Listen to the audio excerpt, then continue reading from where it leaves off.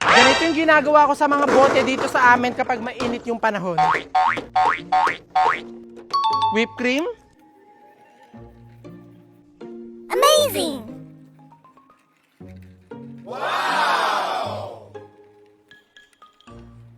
Pagkatapos natin malagyan ng whipped cream itong mga bote, maglalagay naman tayo ng sugar.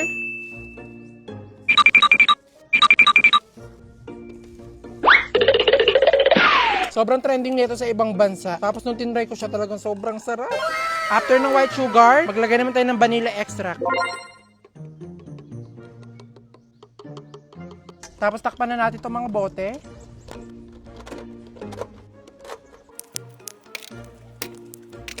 Pagkatapos natin ito masarhan, ang next na natin gagawin ay isi-shake na natin siya ng malala para mag-double yung size ng whipped cream. Dito masusubok yung lakas mo.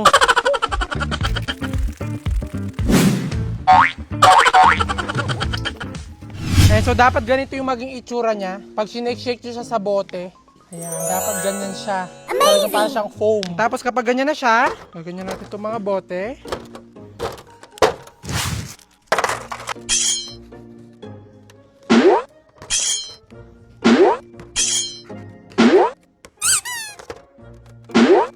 Ganyan dapat maging itsura niya. Pag natusok na natin siya, kunin na natin. Tapos ilagay natin siya sa freezer. Tara.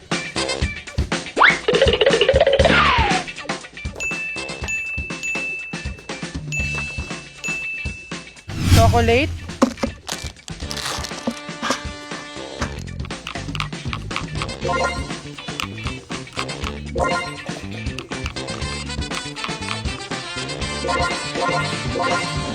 Yan na. Tunawin natin yung chocolate.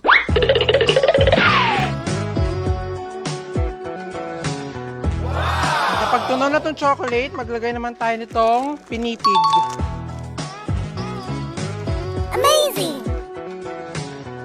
At nung okay na nga po itong chocolate natin, kinuha ko na yung mga nilagay natin sa freezer kanina na ginawa natin dito sa bote. At kapag matigas na nga po yung nasa bote at hinati-hati nyo nga po siya, ganito yung magiging itsura niya at magiging popsicle ice cream siya. Ganun nga lang po yung gagawin nyo ng paulit-ulit. Talagang tatanggalin nyo nga lang po sa bote yung nilagay nyo kanina, tapos isasawsaw nyo dito sa tunaw na chocolate. At talagang minsan nga po gumagawa po ako ng maraming ganito. Tiniista ko lang siya sa freezer para pag nag-crave nga ako sa ice cream, talagang hahatiin ko lang siya sa bote.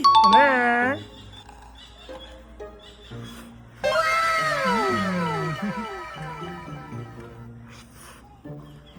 At talagang laking tuwa ko nga kasi na perfect ko nga itong gawa ko. Talagang sobrang ako nasarapan. At saktong-sakto nga kasi merong bumisita nga sa akin dito, kaya pinatikim ko nga yung ginawa ko. Talagang nagustuhan din nila. Ayun na. Amazing!